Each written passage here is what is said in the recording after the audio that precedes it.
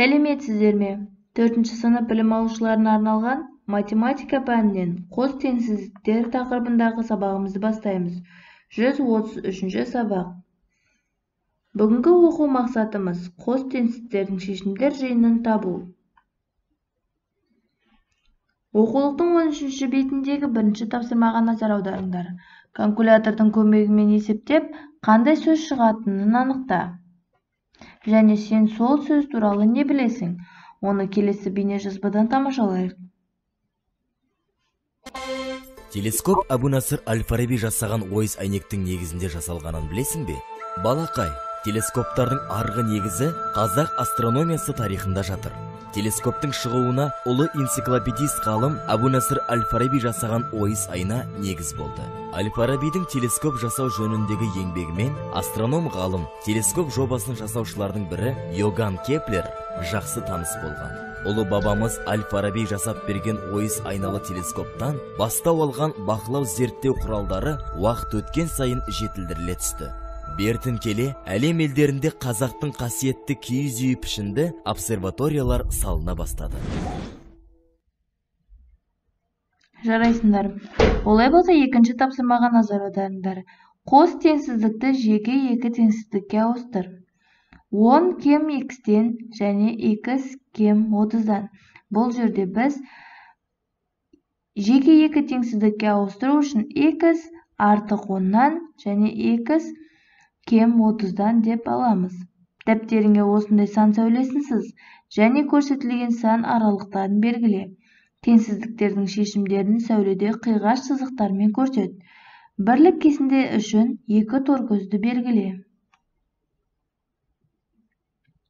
Үшінші тапсырма. Қос теңсіздікті түрінде жаз. Қос теңсіздіктердің шешімдер жиынын сан сәулесінде белгіле. Шешімдер жиынын фигуралы жақшаның көмегімен жаз. Т белгісізі 5-тен артық және 10-нан кем. Бұл жерде біз 5 кем x-тен, 5 кем t-дан және t кем 10-нан деп жазамыз.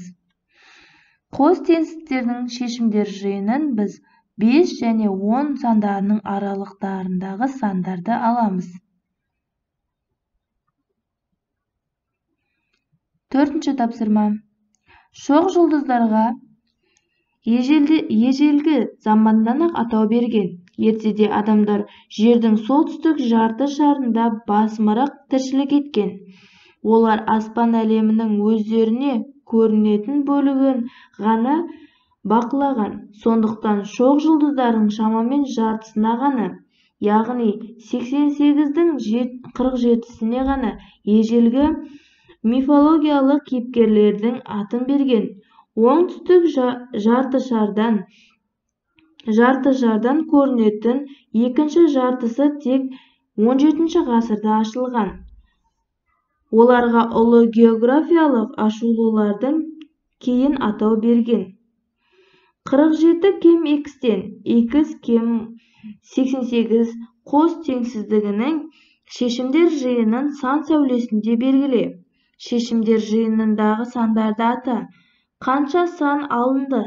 Қанша шоқ жұлдызға 17-ші ғасырда атау берген?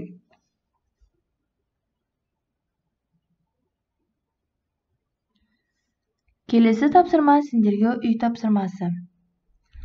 Қос теңсіздіктердің шешімдер жиынынан сан сәулесінде белгілеп көрсет.